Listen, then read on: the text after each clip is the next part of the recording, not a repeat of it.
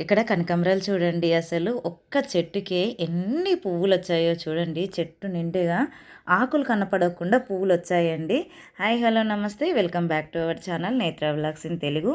ఈరోజు నేను చూపించే వీడియో కనకాంబరం మొక్క గురించండి. కనకాంబరాలు మొక్క నిండా ఇలా చక్కగా పూయడానికి ఎటువంటి కేర్ తీసుకోవాలి, ఎలాంటి పోషకాలు ఇవ్వాలి, కనకాంబరం మొక్కకి తెగుళ్ళు రాకుండా ఎలాంటి జాగ్రత్తలు తీసుకోవాలి, ఫంగస్ రాకుండా ఎలా కాపాడుకోవాలి, పెస్ట్ కంట్రోల్ కోసం మనం ఏం చేయాలి, పూర్తిగా ఈ వీడియోలో అయితే చెప్తానండి.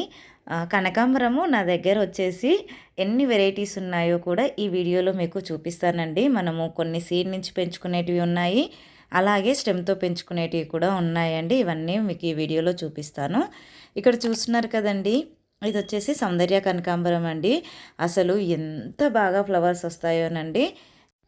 ఈ మొక్కకి మనకి సీడ్స్ అనేవి అయితే అస్సలు ఫామ్ అవ్వవండి. మనం దీన్ని స్టెమ్తో ప్రొపగేట్ చేసుకోవాలి. సీడ్ పాట్ అయితే రెడీ అవుతుంది అండి, కానీ సీడ్స్ అనేవి అయితే రావు. చూస్తున్నారు కదా, మీకు తెంపి చూపిస్తున్నాను. అందులో సీడ్స్ అనేవి అయితే రావండి. స్టెమ్తోనే ప్రొపగేట్ చేసుకోవాలి. ఇక్కడ చూస్తున్నారు కదా, ఇదైతే నాటు వెరైటీ అండి కనకాంబరం. మనం రెగ్యులర్గా బయట మార్కెట్లో దొరికే కనకాంబరాలు అండి ఇవి.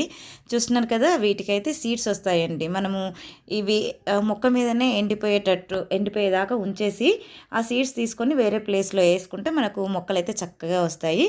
ఇది వచ్చేసి లేడీ కనకాంబరం అని అంటారండి.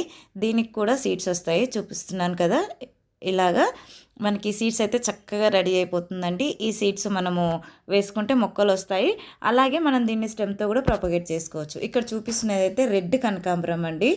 ఈ రెడ్ కనకాంబరం కూడా మనకి సీడ్స్ అనేది అయితే ఫామ్ అవుతున్నాయండి.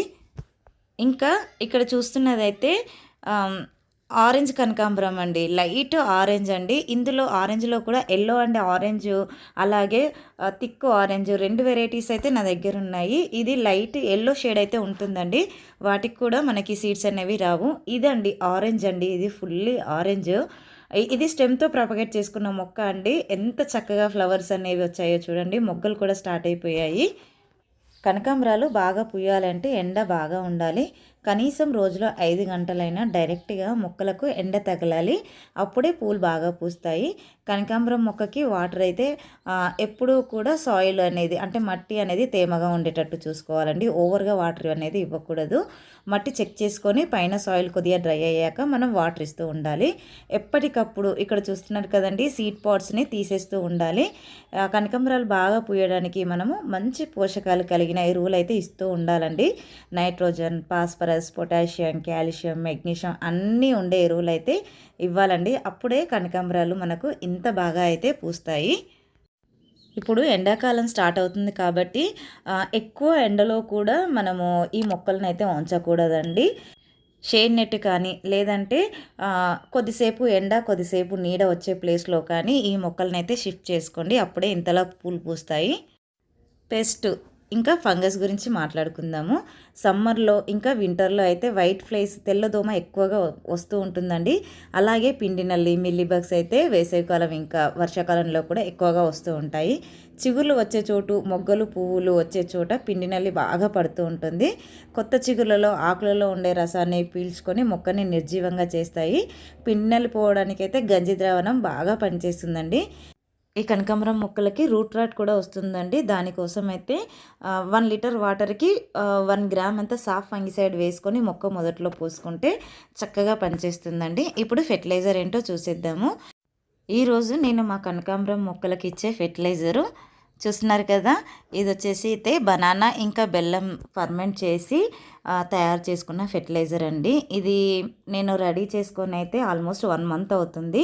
మనం ఇలా రెడీ చేసుకున్న ఫెర్టిలైజర్ని అయితే 6 మంత్స్ లేదా 1 ఇయర్ వరకు కూడా ఎక్కువ క్వాంటిటీలో చేసుకుంటే వాడుకోవచ్చండి.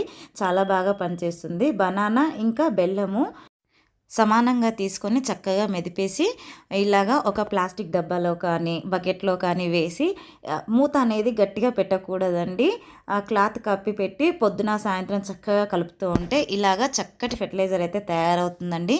దీంట్లో ఎన్పీకే చాలా రిచ్గా ఉండడం వల్ల ఫ్లవర్స్ అయినా కానీ మనకి కూరగాయల మొక్కలకి ఇచ్చినా సరే, పండ్ల మొక్కలకి ఇచ్చినా సరే చాలా బాగా పనిచేస్తుందండి. 1 లీటర్ వాటర్‌కి 1 ఎంఎల్ వేసుకోవాలండి. అంతే అండి. ఎక్కువగా ఏమి అవసరం లేదు.